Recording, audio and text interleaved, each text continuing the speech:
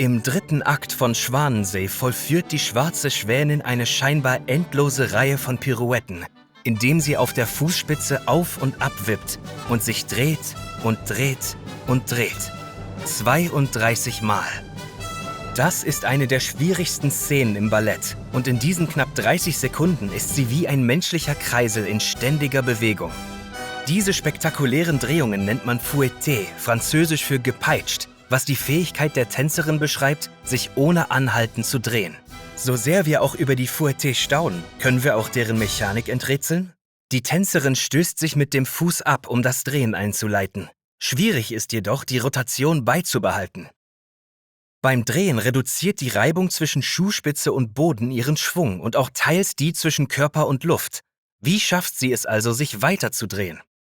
Bei jeder Drehung hält sie für einen Sekundenbruchteil inne und blickt ins Publikum.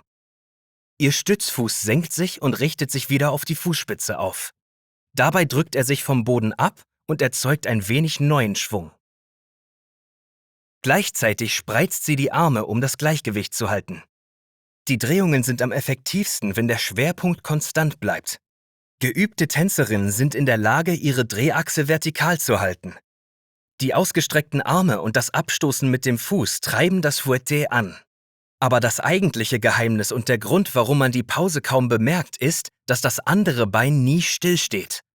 Während der kurzen Pause streckt die Tänzerin ihr gehobenes Bein, bewegt es von vorne zur Seite und zieht es wieder ein. Durch die stete Bewegung speichert das Bein einen Teil des Schwungs der Drehung. Sobald das Bein wieder eingezogen wird, überträgt sich der gespeicherte Schwung auf den Körper und treibt die Tänzerin an, wenn sie wieder auf der Fußspitze steht. Durch das Ausstrecken und Einziehen des Beins hält die Ballerina den Schwung der Drehung zwischen Bein und Körper aufrecht und bleibt in Bewegung. Eine sehr gute Ballerina schafft mit jedem Beinstrecker mehr als eine Drehung. Und das auf zwei Arten. Erstens kann sie ihr Bein früher ausstrecken. Je länger das Bein gestreckt ist, desto mehr Schwung speichert es. Und umso mehr Schwung gibt es beim Einziehen an den Körper zurück. Mehr Drehimpuls bedeutet, dass sie sich weiter drehen kann, bis sie den durch Reibung verlorenen Impuls ausgleichen muss. Die andere Art ist, dass die Tänzerin auf der Fußspitze ihre Arme oder das Bein näher zum Körper zieht. Wie funktioniert das? Wie bei allen Drehungen wird das Fouetté durch den Drehimpuls bestimmt, der sich aus der Winkelgeschwindigkeit der Tänzerin mal ihrer Rotationsträgheit ergibt. Und abgesehen vom Reibungsverlust bleibt der Drehimpuls konstant, während die Tänzerin auf der Fußspitze ist. Das nennt sich Drehimpulserhaltung. Die Rotationsträgheit kann man sich als Widerstand eines Körpers gegen die Drehbewegung vorstellen. Sie nimmt zu, wenn die Masse weiter von der Drehachse entfernt ist und ab, wenn sie sich näher an der Drehachse befindet. Wenn sie ihre Arme an den Körper zieht, verringert sich also ihre Rotationsträgheit.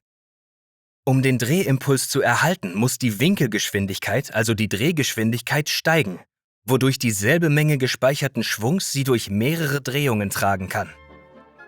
Du hast sicher schon mal gesehen, wie Eisläufer sich immer schneller drehen, indem sie Arme und Beine einziehen. In Tschaikowskis Ballett ist die schwarze Schwänin eine Zauberin und deren 32 fesselnde Fouettés wirken fast übernatürlich. Es ist aber keine Magie, die sie möglich macht, sondern Physik. TED-Ed arbeitet daran, hochwertige Bildungsinhalte für so viele Menschen in so vielen Sprachen wie möglich kostenlos anzubieten. Unterstütze unsere gemeinnützige Arbeit mit einer Spende auf Patreon und vergiss nicht, diesen Kanal zu abonnieren.